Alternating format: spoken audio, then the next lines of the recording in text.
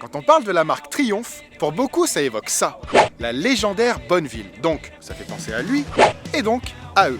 A noter que pour les plus connaisseurs, Triumph c'est aussi ça. Quoi? Genre je suis le seul à avoir tapé Triumph dans Google et être tombé sur site de lingerie, hein. Malgré ce côté rétro bien ancré dans la marque anglaise, Triumph a proposé cette année ça, la nouvelle Speed Triple R. Du coup, chez Motojournal, avec cette vidéo, on va vous prouver que Triumph, c'est pas qu'une marque pour bobo barbu, ou qui fait des strings à dentelle.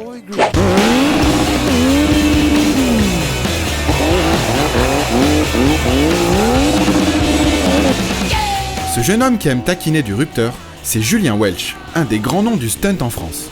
Quand on lui a demandé de venir tester un peu la nouvelle Speed Triple R, il a d'abord insisté pour nous montrer son nouveau jouet, une 675 Daytona Turbo qui lâche pas moins de 160 chevaux. Bras oscillants longs comme le bras, échappement en mode minimaliste, la sportive anglaise s'est transformée en bête de drift. À vrai dire, on n'a pas bien compris ce que Julien avait contre son pneu arrière, mais il lui a bien montré qui c'était le patron, jusqu'à ce que ce dernier rende l'âme dans un ultime râle. Heureusement, une fois sur la speed, il a été un tout petit peu plus doux au niveau de la poignée. Ah ouais, ça aurait été con de détruire notre pneu avant de laisser sur route. Si la puissance de la nouvelle Triumph ne gagne que 5 petits canassons, en passant de 135 à 140 chevaux, les ingénieurs anglais ont surtout travaillé le couple. Et ça, c'est parfait pour faire de belles roues arrière. Quant au stoppie, Julien peut compter sur les étriers Brembo et la fourche Öhlins entièrement réglable de cette version R. En observant le garçon évoluer, on a juste l'impression que la nouvelle Speed est aussi légère qu'un vélo. Bon, un vélo qui ferait à peu près 200 kg, mais un vélo quand même. Alors, qu'est-ce que tu penses de cette nouvelle Speed? Et ben grâce au mode rider, en fait, cette moto, tu peux désactiver l'ABS, le traction control, et ça permet à des gens comme moi et à pas mal de copains de pouvoir faire pas mal de freestyle, rouler sur la roue avant, rouler sur la roue arrière et s'amuser même sur piste. L'avantage de cette moto, comme c'est un 3 cylindres, c'est que tu as ton couple qui est disponible tout le temps et tu as des très bons freins, donc effectivement tu as une bonne homogénéité pour cette moto et ça permet à tout le monde de pouvoir tester en fait notre métier et notre plaisir. Maintenant, d'un point de vue un peu plus large par rapport à l'image de Triumph, est-ce que tu penses que la nouvelle Speed peut contribuer à changer ce côté un peu rétro de la marque anglaise? Et ben c'est vrai que Triumph joue énormément sur le côté rétro, notamment avec pas mal de nouveautés cette année, mais ça fait aussi un paquet d'années que la Speed existe. Depuis les années 90, elle est là, donc ils font chaque fois évoluer le moteur, ils font chaque fois évoluer le châssis et l'ambiance générale, donc ça permet d'avoir deux tableaux sur lesquels jouer, le côté sport fun et le côté plus classique. Julien est un mec super sympa, franchement il est cool, mais à un moment donné, les autres aussi ont le droit de s'amuser. Alors j'ai récupéré la Speed Triple R et j'ai foncé vers les routes du Beaujolais.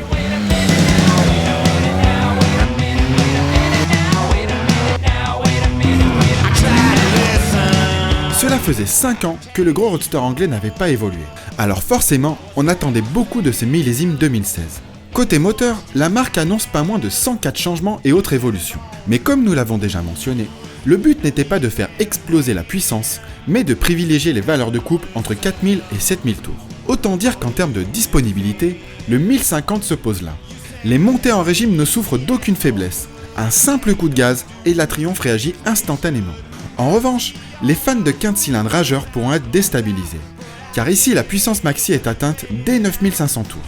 Cela ne sert donc à rien de jouer avec la zone rouge, mieux vaut profiter du coffre à mi-régime et des sensations qui vont avec. Et oui, le 3 pattes anglais possède un mode d'emploi, et c'est le même depuis plus de 20 ans.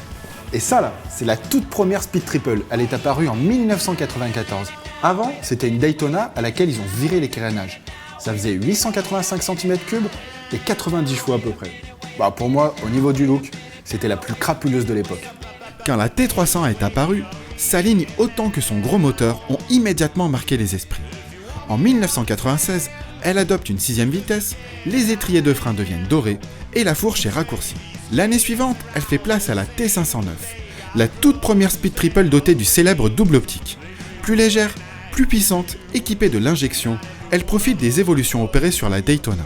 En 1999, Triumph lance la 955, dans le but d'adoucir un peu le caractère brutal de la précédente version. La cylindrée augmente, la puissance passe à 110 chevaux et le poids chute de 7 kg. Et reste qu'on se souviendra surtout de l'incroyable coloris fuchsia du millésime 2001. En 2005, c'est le grand saut dans la modernité. Le moteur franchit la barre des 1000 cm3, la puissance grimpe à 130 chevaux, mais la réussite de cette version tient surtout à son superbe look. Jantes à 5 bâtons, arrière tronqué, silhouette musclée et surtout un double échappement qui vient se loger sous la selle. Enfin, pour célébrer les changements du millésime 2011, qui abandonne les légendaires double optiques ronds, Triumph communique sur ses chiffres. Résultat, 64 000 immatriculations depuis 1994. Pas mal pour une moto européenne.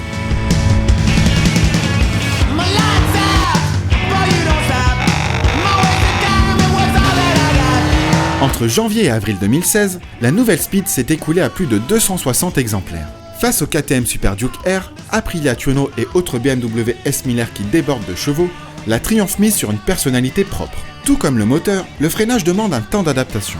Les plus sportifs trouveront que les étriers Brembo manquent de mordant. Les motards moins énervés apprécieront cette progressivité rassurante. De même, grâce au guidon qui remonte assez haut, la position de conduite limite l'appui sur les avant-bras. Un point négatif pour ceux qui voudraient tâter du circuit, une chose appréciable si vous souhaitez enchaîner les kilomètres sur route. Mais attention, la Speed Triple n'est pas une moto de papy. La vivacité sur les changements d'angle est appréciable, et il suffit d'une simple pression sur le guidon pour que l'anglaise plonge dans les virages avec avidité. Quand le bitume est nickel, la moto est un vrai rail. Quand il se dégrade, on voit ressortir le côté sportif de la Speed. Pour garder un bon rythme, il faut alors bouger son corps, anticiper les réactions des suspensions sur les bosses et ne pas hésiter à appuyer fort sur les repose-pieds. Moins radicale que les roadsters sportifs les plus exigeants, la Speed Triple R est aussi plus généreuse quand il s'agit de distiller du plaisir. Avec elle, pas la peine d'être un top pilote pour commencer à maîtriser la bête et tomber sous son charme. Et encore, on ne vous a pas parlé de sa gueule. Comme vous l'aurez compris, la Speed Triple R n'ambitionne pas d'être le roadster ultime. En revanche, elle se place dans le top de la catégorie en termes de classe et d'élégance. En particulier cette version R, qui arbore entre autres des suspensions Öhlins, une boucle à air de cadre rouge, des surpiqûres sur la selle, un garde-boue en carbone et un sabot moteur. Pour 2016, la Speed a réussi la prouesse d'évoluer sans perdre sa ligne reconnaissable d'un simple coup d'œil. D'ailleurs, les plus grosses modifications sont à l'intérieur. Accélérateur par ride-by-wire, feu à LED placé dans les phares, embrayage assisté et l'apparition de 4 modes moteurs qui se sélectionnent au guidon. Bref, un joli renouvellement qui permet à la marque anglaise de prouver qu'elle sait aussi faire des motos modernes tout en conservant sa pointe d'originalité. Qu'est-ce que tu fais? Non mais je cherchais le prix de la moto, je suis tombé sur le site de lingerie. C'est ça, ouais. Non, je te jure, regarde, 12 100 € la version S, 13 800 la version R. C'est le boulot, hein. Sur la Triumph 1050 Speed Triple R, on a aimé la souplesse du moteur, l'allure générale et les finitions soignées, la position de conduite et le feeling entre la poignée de gaz et la roue arrière. On n'a pas aimé le rayon de braquage, l'autonomie quand on roule vite et le fait que cette moto pourra décevoir les plus énervés de la poignée.